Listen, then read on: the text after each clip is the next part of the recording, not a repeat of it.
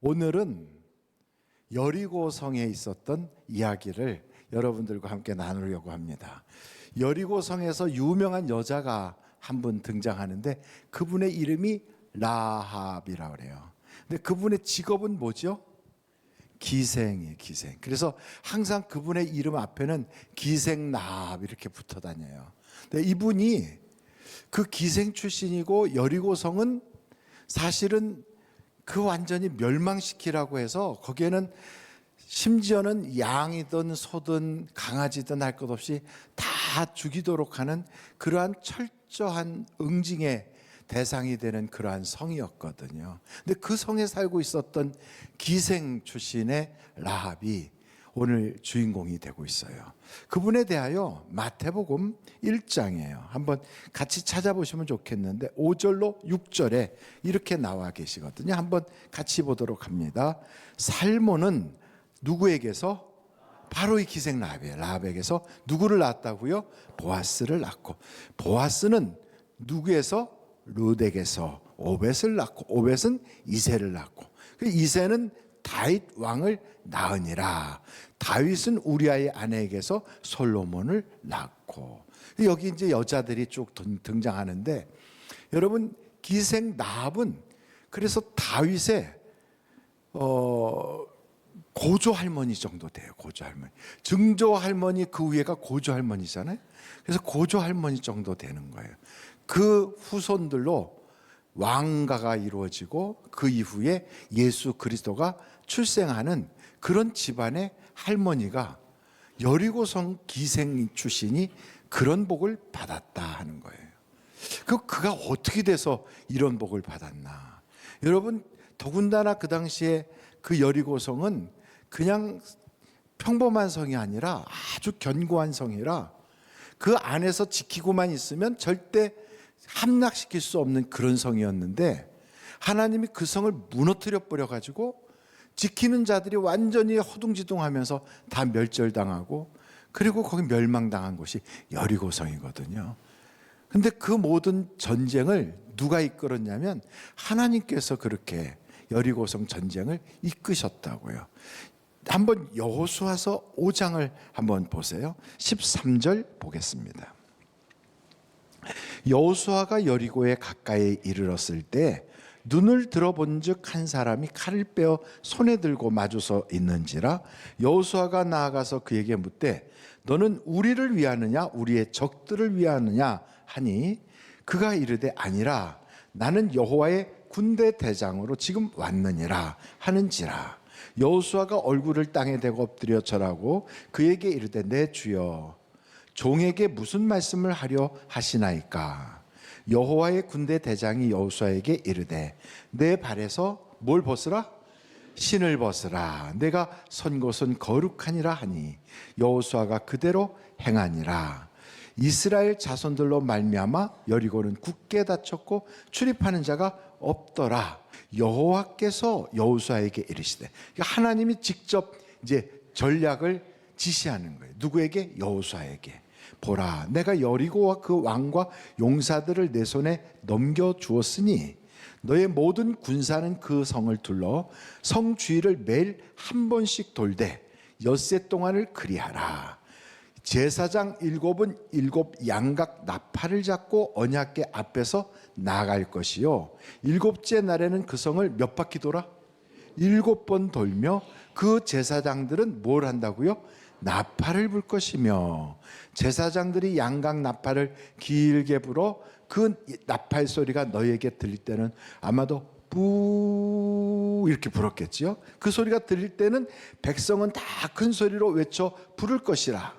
그리하면 그 성벽이 무너져 내리리니 백성은 각기 앞으로 올라갈지니라. 이렇게 작전을 다 짜준 거예요. 그러니까 여러분 이 작전에 의해서 여리고성을 확 멸망시키는 거예요. 근데 그 멸망하기 전에 무슨 소리가 들려요? 나팔 소리가 우 하고 나팔 소리가 들리는 거죠. 근데 성경에 보면 우리 예수님께서 재림하실 때 천사장의 호령과 그리고 나팔 소리가 들린다는 거예요. 마지막 때가 되면 나팔을 푹 불면 우리는 홀연히 변하는 거예요. 다 변하고.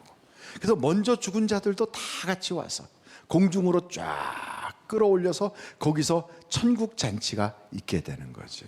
그래서 우리 나팔 소리가 들린다는 이것은 다른 말로 말하면 이제 말세, 주님이 재림하는 것을 여기에 여호수아서 바로 이 여리고성의 멸망을 통하여 우리에게 보여주고 있죠.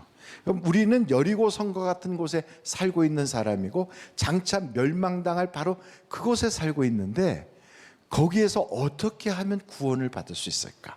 이것을 우리에게 전하시기 위하여 이 여리고성의 이야기를 서술하고 있는 거죠. 그래서 여러분, 이 여리고성의 이야기는 그냥 재미로 듣는 게 아니라 말세를 사는 우리가 어떻게 살아야 되는가 하는 것을 깨닫게 합니다. 그렇다면 이 여리고성에 있었던 기생 라합은 어떻게 그런 복을 받고 구원을 받았을까? 그 이야기를 한번 해보자고요. 자, 먼저 여호수아서 이 말씀에 여리고성에 대한 이야기를 들었잖아요. 한번 히브리서 11장 31절을 찾아보세요.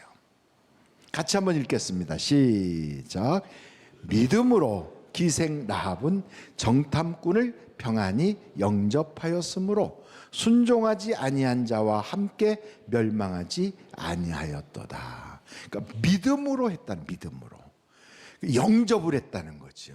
그러니까 여러분, 정탐꾼들은 지금으로 말하면 하나님의 복음을 가지고 우리에게 찾아오는 바로 그 복음 전도자와 똑같아요. 이분들이 찾아왔을 때 다 예수에 대한 소문, 교회에 대한 소문, 하나님에 대한 이야기 다 듣고 있어요. 그러나 세상 사람들은 그걸 들을 때 그 마음속에서 그것을 영접하지 않고 에이 뭐 시간 남아 도는 사람들이나 교회 가는 거지 뭐, 에이그 교인들이라고 뭐 뾰족한 거 있어, 이러고 다 마음에서 거절할 때 이 기생 라합은 그 정탐꾼을 영접했다는 거예요. 우리도 똑같이 복음을 영접하는 거예요. 그 복음 속에 뭐가 있느냐? 예수님이 날 위하여 십자가를 지셨다. 그 예수님이 나의 주님이시고 구주시다. 이걸 영접하는 거예요. 한번 여러분 요한복음 1장 12절을 같이 찾아보겠어요. 요한복음 1장 12절 다 같이 한번 읽겠습니다. 시작. 영접하는 자, 곧 그 이름을 믿는 자들에게는 뭐가 돼요? 하나님의 자녀가 되는 권세를 주셨어. 그 여리고성에 살고 있는 기생 라합은 직업은 기생이고 그는 멸망당할 성에 있지만, 그러나 하나님께서 보낸 정탐꾼을 자기의 집에 영접했을 때 이 사람은요 하나님의 자녀가 되는 권세를 갖게 되는 거죠. 그래서 어둠에서 빛으로, 이제는 멸망당할 자리에서 하나님의 놀라운 은혜를 받는 자로 변화받는 거지요. 그러니까 우리도 똑같아요. 한번 기생 라합에 대한 이야기니까 야고보서 한번 또 찾아보겠어요. 2장 25절로 26절이에요. 같이 한번 읽겠습니다. 시작. 또 이와 같이 기생 라합이 사자들을 접대하여 다른 길로 나가게 할 때에 행함으로 의롭다 하심을 받은 것이 아니냐. 영혼 없는 몸이 죽은 것 같이 행함이 없는 믿음은 죽은 것이니라.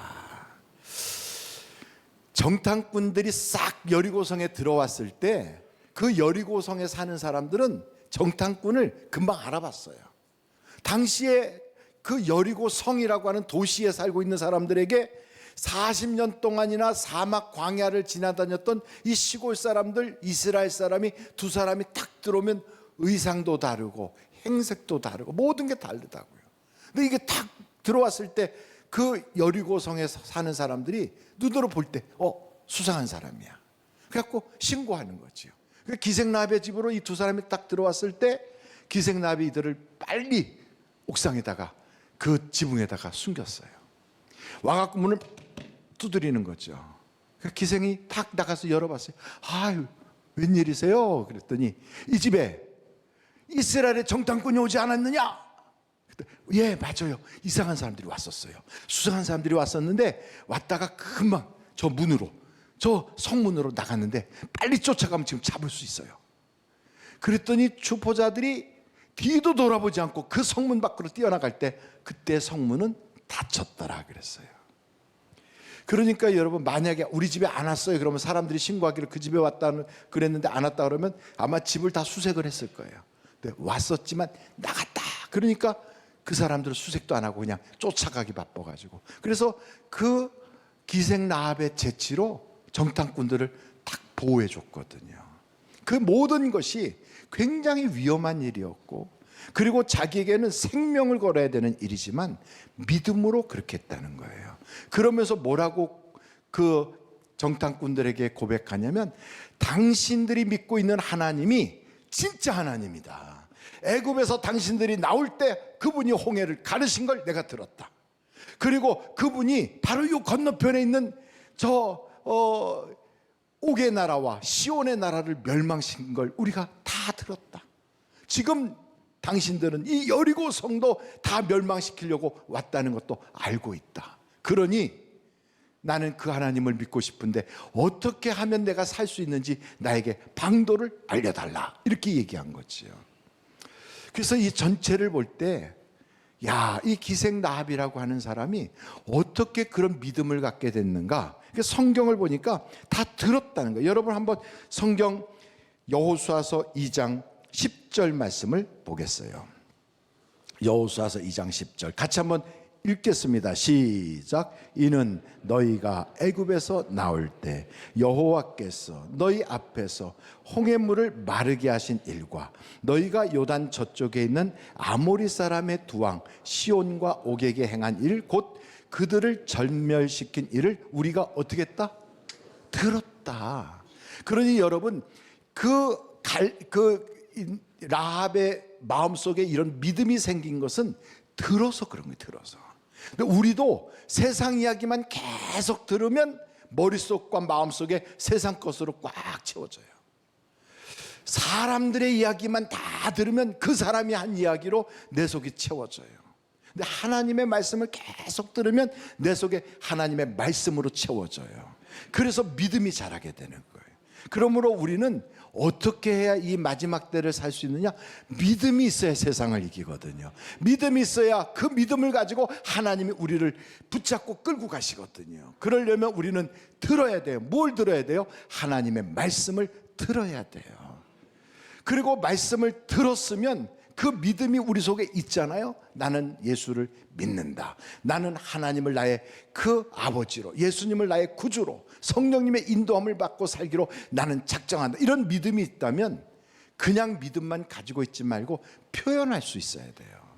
표현되지 않는 믿음은 죽은 믿음이에요.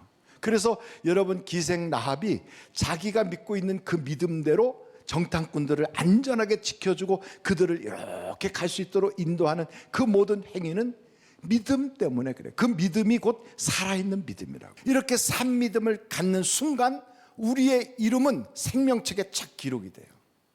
마치 출생하면 출생신고하는 것처럼 우리가 산 믿음을 갖는 순간 우리에게는요, 나는 예수님을 믿어 하고 내 입으로 나는 예수를 믿는 신자야 하고 고백하는 순간 우리의 이름이 생명책에 딱 기록이 되는 거예요. 할렐루야. 그 생명책에 기록된 사람은 어떤 사람이 되는 거냐? 하나님의 상속자가 되는 거예요. 여러분 성경을 한번 찾아볼 텐데 로마서 8장 17절입니다. 로마서 8장 17절 다 같이 한번 읽습니다. 시작. 자녀이면 또한 상속자 곧 하나님의 상속자 그리스도와 함께한 상속자 우리가 그와 함께 영광을 받기 위하여 고난도 함께 받아야 할 것이니라. 우리가 믿으면, 영접하면 하나님의 상속자가 돼요. 그러니까 상속자가 되니까 우리 눈에는 보이지 않지만 어마어마한 것이 이미 하나님 앞에 다 쌓여져 있는 거예요. 우리의 공로가 아니고 우리가 무슨 업적을 쌓아서도 아니고 우리 의가 있어서가 아니에요. 우리가 이 세상에서 예수 그리스도를 딱 영접하여 하나님의 자녀가 되잖아요. 그러면 하나님 나라에 엄청난 상속이 딱 있는 거예요.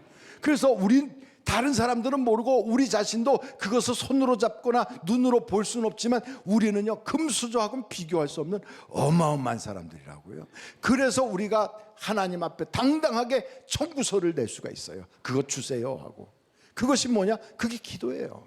그래서 기도하면 응답이 오게 되어 있어요. 우리가 업적이 있거나 공로가 있어서 쌓아놓은 게 아니라 아무런 공로나 업적이 없어도 우리의 이름이 생명책에 탁 기록되는 순간 하늘나라에 어마어마한 우리의 상속이 있기 때문에 하나님께서 우리에게 주신 그 상속을 통하여 우리에게 기도의 응답이 오게 돼 있어요. 그래서 우리는 아빠, 아버지 하고 부르듯이 하나님을 우리의 아버지로 우리가 요청할 때 하나님께서는 응답을 기꺼이 기쁨으로 우리에게 주게 되어 있단 말이에요. 이 기생 라합이라고 하는 여자의 믿음은 이렇게 표현되는 믿음만 있는 게 아니고요. 이 여자는요, 흔들리지 않는 굳건한 믿음을 가지고 있었어요. 아주 굳건한 믿음이에요. 기생 라합의 집이 어디 사냐면 성벽 위에 있어요. 어디에 있다고요? 성벽 위에. 그러니까 성벽 위에 기생 라합의 집이 있어요. 그런 상태에서 성벽 밖으로는 이스라엘 군대가 돌아, 성벽 안에는 여리고성의 군인들이 막 공성전하려고 준비해요. 그 중간에 딱 껴있으니 양쪽을 다 보잖아요. 불안할까요? 아주 재밌을까요? 불안하지요. 어느 날 어떤 순간에 그냥 무너지거나 무슨 일을 당할지 모르잖아요. 그러면 무슨 생각이 들까? 좀 안전한 데로 피난좀 갔다 올까? 저기로 좀 옮겨갈까? 여기 너무 불안하네. 여기 이렇게 보니까 막 저 사람들이 쳐들어올 것 같고, 여기니까 여기서 또 막 우리 집을 다 허물어 버릴 것 같고 막 불안하잖아요. 그런데도 이 기생 라합은 흔들리지 않아요. 거기에다가 창문에다 붉은 끈을 딱 묶어놓고서 그 약속한 사람이 와서 문을 두드릴 때까지 그 안에 버티고 있는 거예요. 여러분, 우리의 신앙은 환경이 요동치고 세상이 별일이 다 벌어져도 하나님께 끝까지 붙어 있으라. 그럼 붙어 있는 거예요. 기도하라. 그럼 그냥 기도하는 거예요. 믿으라. 그럼 믿는 거예요. 그러면 주의 역사가 일어나게 되어 있어요.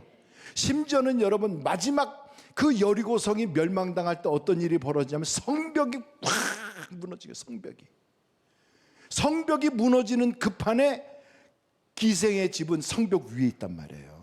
얼마나 큰 충격이 오고 얼마나 많은 요동이 있었겠어요. 얼마나 두렵겠어요. 그런데도 거기에 버티고 있는 거예요. 거기에 여기 있어야 산다, 여기 있어야 돼. 여러분, 방주를 만들었던 노아의 이야기를 한번 들어보십시오. 방주를 만들었어요. 그 안에 들어갔어요. 그냥 짐승들이 다 짝짝이 들어왔어요. 그 안에 꽉 찼어요. 방주문을 하나님이 딱 닫았어요. 그럼 비가 와야 되잖아요. 안 와요. 하루가 지났어요. 이틀이 지났어요. 3일이 지났어요.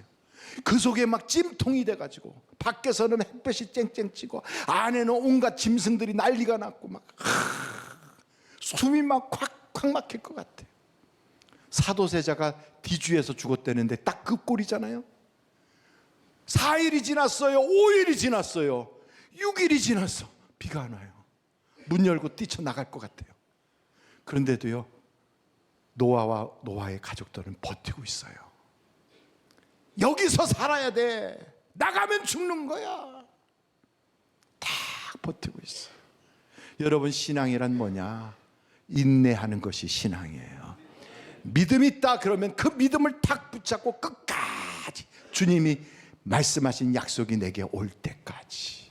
그게 믿음이에요. 저는 우리 하늘비전교회 성도들이 이런 믿음의 소유자가 되기를 간절히 바랍니다. 마지막으로 기생 라합의 믿음의 세 번째 특징은 상받기를 사모하는 사람이에요. 그 기생 라합한테 정탐꾼들이 무슨 얘기를 해줬냐면, 이 집 안에 들어온 사람 다 살 거야. 내 아버지, 너희 형제들 다 데려다가 이 안에 있어. 그러면 밖으로만 나가지 않으면 이 안에 있는 사람은 다 우리가 생명 걸고 살려줄게. 그 얘기를 한 거예요. 그러니 기생 라합이요, 자기 아버지 집에 간 거예요. 아버지, 큰일 났어요. 밖에는 이스라엘 군대가 저렇게 오고, 아버지 여기 있으면 돌아가세요. 우리 집으로 가십시다.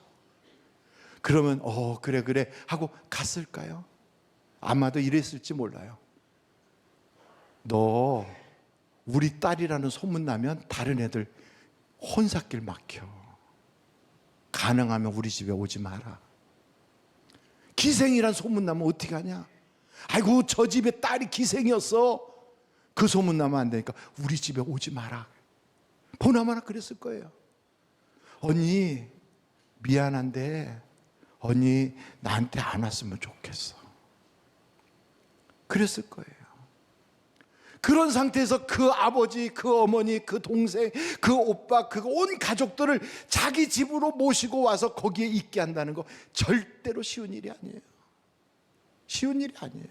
차라리 어디 제3의 장소로 가라면 가겠지만, 야 거기 너네 집 거기 기생집으로 오라고? 안 가고 싶겠죠. 관계가 없는 것처럼 살고 싶겠죠. 그런데 거기 가야만 산다고 해서 그렇게 끌고 가는 거예요. 얼마나 기생나합이 노력을 했는지 나중에 보면요, 자기의 온 집안 식구들을 거기다 다 모아놨어요. 다 모아놨어요. 쉬웠을까요? 어려웠을까요? 어렵지요. 눈물겨운 일들이 한두 가지가 아니겠죠. 하나님이 딱 보시기에는 그 영혼을 살리려고 애쓰는 그 모습이 너무너무 귀해. 우리는 지금 성탄절을 앞두고 저기에 이렇게 양들을 모아놓고 저분을 우리가 교회로 인도해야 되겠다 하는데도, 그런데도 쉽지 않아서 저 숫자가 늘어나질 않더라고요. 여러분, 연말 연시가 되면 결심하고 뭔가 결단하고 새로운 걸 추구하고 싶어지는 마음들이 있어서 교회를 한번 나가볼까 이런 생각들도 있을 텐데, 기생나합은요 그 정도가 아닌데도 모시고 가려고, 기생집으로 모시고 가는 게 아니라 교회로 모시고 오는데 얼마나 기쁨으로 돌아오겠습니까?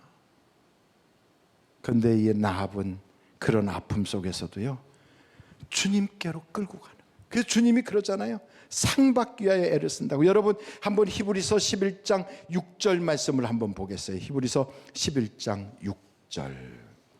믿음이 없이는 하나님을 기쁘시게 하지 못하나니 하나님께 나아가는 자는 반드시 그가 계신 것과 또한 그가 자기를 찾는 자에게 뭐 주신다고요? 상 주시는 이심을 믿어야 할지니라. 여러분, 우리는 상 받기 위해서 달려가야 돼요. 빌립보서 3장 14절에 보면 사도 바울이 이런 말씀을 해요. 한번 여러분 같이 빌립보서 3장 14절을 같이 읽도록 하겠습니다. 시작. 표대를 향하여 그리스도 예수 안에서 하나님이 위에서 부르신 부르심의 상을 위하여 달려가노라. 하나님은 우리가 상 받기를 원해요. 그래서 여러분, 이 기생나합에게는 하나님이 상을 주는 거예요. 이스라엘 사람들 중에서도 그 사람이 기생이라는 거 모르는 사람이 아무도 없어. 다 알아요, 기생이라고. 저 기생집이다, 거기에 정탐꾼이 갔다가 저 사람들 저기 살려준 거야, 다 알고 있어요. 거기서 가족들이 이렇게 여리고가 무너질 때 거기서 이렇게 살아서 겨우 나온 거예요. 그냥 정말 초라한 행색으로 이렇게 나와 있었어요. 기생으로 평생을 살았던 그 여자, 그 여자에게 무슨 좋은 일이 있겠어요? 이제부터 누구네 집에 무슨 머슴이나 혹은 무슨 종으로 가면 딱 맞겠지. 근데 생각지도 못한 일이 벌어져요. 살몬이라는 남자가, 그 남자가 유다 지파인데 와가지고 기생나합한테 갑자기 한쪽 무릎을 딱 꿇으면서 꽃을 주면서 저와 결혼해 주시겠습니까? 이렇게 하는 거예요. 그걸 뭐라고 그래요? 청혼을 한 청혼. 얼마나 놀라운 일이에요. 다 알고 있는 자기의 친분을 완전히 내려놓고 저기서 처참하게 생명만 부지하고 사는 것도 다행이다 하고 있는 그 여자에게 굉장한 남자가 와서 청혼을 하는 거예요. 청혼을 받고 나서 그 남자와 결혼한 후에 아이를 낳았어요. 생각지도 못한 축복의 아이를 품에 안았어요. 그 아이의 이름이 보아스예요. 보아스. 유력자가 된 거예요. 그리고 이 여자는요, 전에는 기생이었지만 자기 집에 일하는 많은 그런 시녀들과 그리고 많은 머슴들을 거느린 사모님이 되셨어요. 우와, 영이 잘 되고 범사가 잘 되니까 하나님이 더 좋게 하시는 거예요. 그래서 그 후손으로 생각지도 못하고 자기 아들 보아스가 누구하고 결혼했느냐? 룻이라고 하는 여자와 결혼하잖아요. 거기서부터 해서 오벳이 나오고 이새가 나오고 다윗이 와요. 왕조의 고조 할머니가 됐어요. 그리고 그 이후로 예수 그리스도가 출생을 해요. 성경에 등장하는 인물이 됐어요. 그러니 여러분, 우리도 똑같이 이 기생 나합과 같이 비록 지금은 어둠에 있고 비록 지금은 소망이 보이지 않아도요, 믿음을 갖고 흔들리지 않고 상받기를 위하여 주님 앞에 달려가면 하나님께서는 우리에게 영과 육이 잘 되는 축복을 허락해 주실 줄로 믿습니다. 우리 자신을 보지 말고요, 약속을 보세요. 나의 처지와 형편을 보지 마시고요, 하나님의 능력을 의지하십시오. 오늘도 하나님은 살아서 역사하시는 걸 믿으시길 간절히 바랍니다.